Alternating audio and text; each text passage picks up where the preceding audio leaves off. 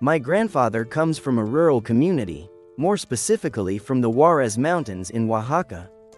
I'm going to tell you two stories. The first happened to my grandfather, and the second just happened to my father about 3 or 4 years ago.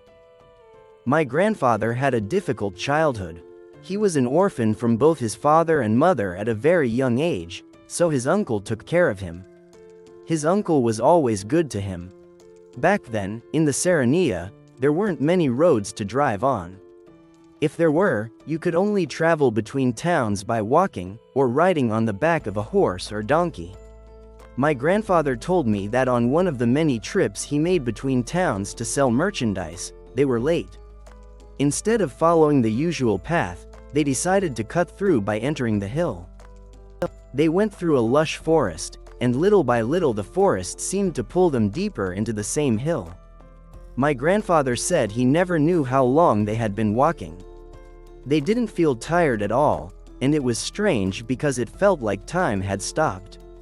After a while, they decided to rest for a moment.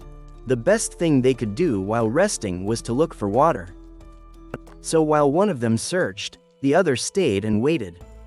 Neither of them found water, so they kept searching. They repeated the same thing about 4 times. Then, finally, while my grandfather was resting, his uncle found a way out of the forest. His uncle ran to him and told him to follow quickly because he had to see what he had found. Together they reached the point where the forest ended, and that's when they saw a lagoon with crystal clear water.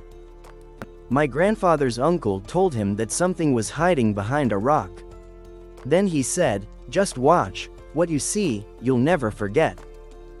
In the middle of the lagoon, my grandfather saw a naked being. It looked about the size of a 5-year-old boy, with short black hair and skin that seemed relatively pale.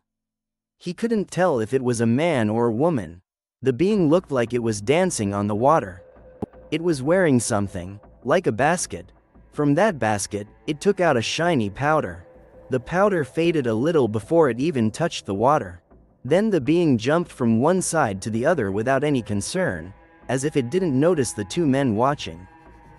My grandfather and his uncle were completely fascinated. It felt like they had fallen asleep.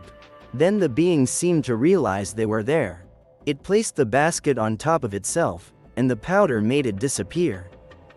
My grandfather was terrified. His uncle and he tried to go back the way they came, and they decided to leave the business they had to do for another day. When they finally returned to his uncle's house, they were extremely worried. The uncle's wife said she knew where they had gone. She told them they'd been looking for them for 4 days. My grandfather and his uncle couldn't believe it, because in their minds the sun hadn't even set. They insisted it had only been a short time, and that it must have been a cruel joke from the ant. But when they tried to go back to the road with more people, they could never find where they had entered. In the end, the whole thing turned out to be a story that had been told among friends of my grandfather's uncle. Like a warning everyone already knew, but no one could prove.